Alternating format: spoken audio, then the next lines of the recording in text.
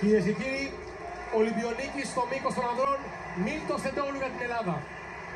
Και σήμερα και χθες πολλές ελληνικές σημαίες στο Stade de France, πολλοί Έλληνες που είχαν κλείσει από πέρσι και από πρόπερσι τα ειστήρια με το που εκδόθηκαν, γιατί περίμεναν αυτή τη στιγμή, την χρυσή στιγμή του Μίλτου Τεντόγλου. Εδώ ο Σπύρος Καπράλος απονέμει το βαρύτιμο χρυσομετάλλιο με την Ακρόπολη και την νίκη του Παιωνίου χαραμένα στο πίσω μέρος και το κομμάτι από τον πύργο του Άιφελ στο μπροστινό. Με 8.48 ο αθλητής που φέτος έχει κάνει 2 φορές 8.65, ο Μίλτος Τεντόγλου που έχει κερδίσει όλα φέτος, και το Παγκόσμιο Χριστού και το Ευρωπαϊκό Ανοιχτού και τους Ολυμπιακούς Αγώνες, και που διευρύνει τη συλλογή. Ο μόνος αθλητής εκτός του Καριούης που έχει κάνει back-to-back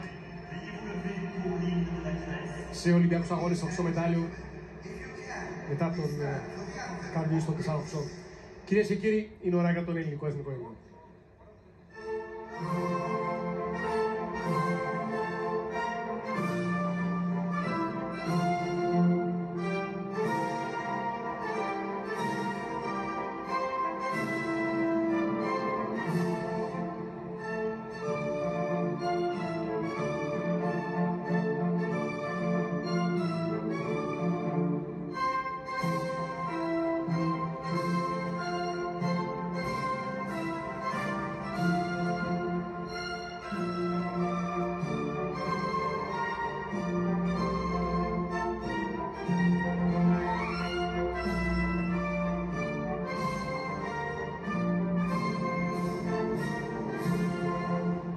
Το πρώτο χρυσομετάλλιο της Ελλάδας είναι γεγονός σε αυτούς τους Ολυμπιακούς Αγώνες του Παρισιού, με τον απίθανο, τον απίστευτο